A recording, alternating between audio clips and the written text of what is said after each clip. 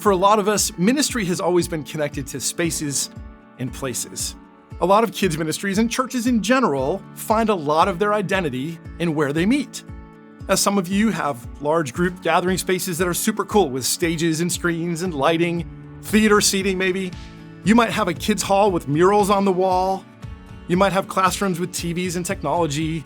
Whatever your space looks like, you have a space. We take pride in our spaces. Whatever space you have has likely played a large part in defining the way that your ministry feels and functions.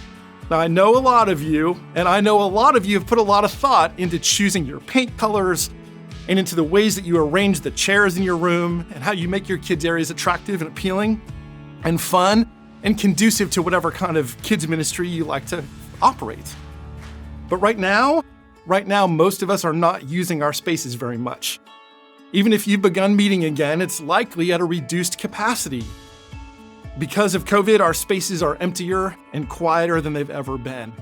For a lot of us, kids ministry has been something that kids come to. And largely, coming to our places and being with us in our spaces has been prerequisite for ministry to happen. Ministry takes place when we're together in the same place at the same time with our kids.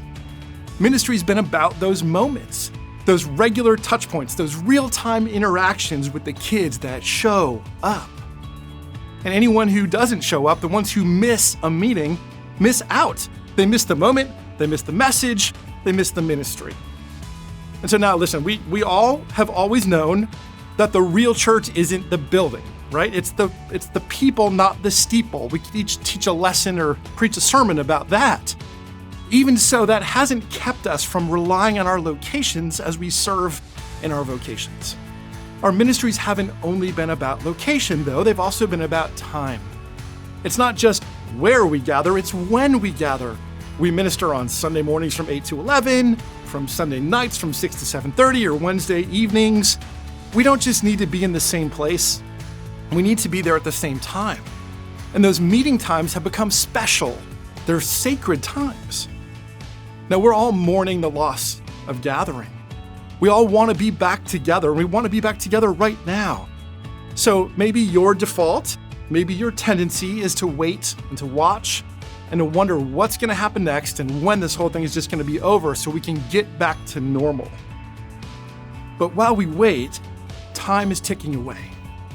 Paul reminds us in Ephesians 5:16, that we as the church, we need to make the most of the time that we have. Why? Because the days are evil. Guys, the implication is that time is not on our side. Time is short. There's urgency around the gospel. There's urgency around our kids' ministries. We don't have a moment to miss. We don't have a minute to waste. And we can't afford to wait for the old normal to come back. We don't know how long it's going to be. We can't afford to wait for our kids to come back to our places and to our spaces. We can't afford to wait for them to come to us. No, we have to actively, urgently look for new ways that we can go to them, wherever they are. We have to figure out how to do kids ministry from anywhere. Now, a lot of us have been in the business world working on a WFA plan. We call it work from anywhere. We need to adapt a plan to do CFA, to do church from anywhere, and a lot of churches have.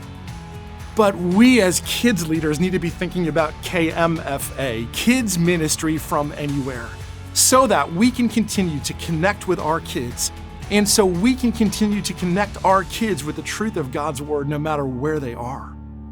This isn't about you having to become a master of technology, although if you can make a simple video or host a Zoom meeting or post something online, technology does make this easier than ever. But it's not about your technical aptitude. This is about your attitude. It's about your desire, your determination. Guys, virus or no virus, our ministry to kids must not be deterred, and it cannot be deferred. We have to find new ways to reach our kids and to teach our kids and to disciple our kids. The mission is too important. The gospel's too urgent. Our time to influence is too short. So if we can't meet with kids in our churches, we need to figure out ways that we can meet them in their mailbox or in their inbox or online. And when we do, we can't just wing it. We have to stay faithful to teaching trustworthy biblical content. We need to celebrate and elevate God's word. This isn't a time to change what we teach, but how we reach.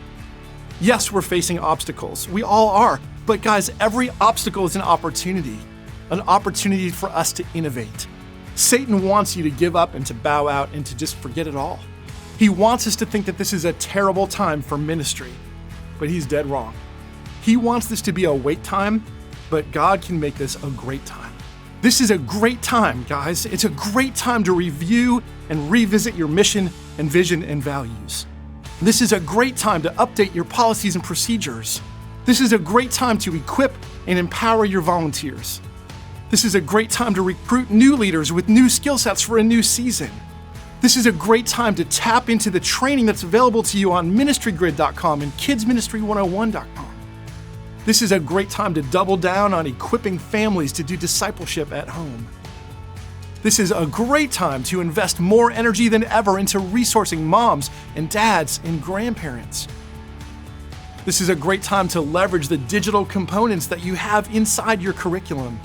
This is a great time to teach kids to have their own personal walk with God by spending time alone with Him in His Word. This is a great time to reinforce to them the fact that God knows their names and He knows their situations and He loves them and He has a great plan for their lives. This is a great time to remind our kids and ourselves that no matter what happens, God is all-powerful, sovereign, and good. Now, if you need ideas, connect with us online. We're all in this together, and the Lifeway Kids team is here to help you. Look for us on Facebook. Listen to the Kids Ministry 101 podcast. Check out our blog at kidsministry101.com. Send us an email or a message. We are here to help.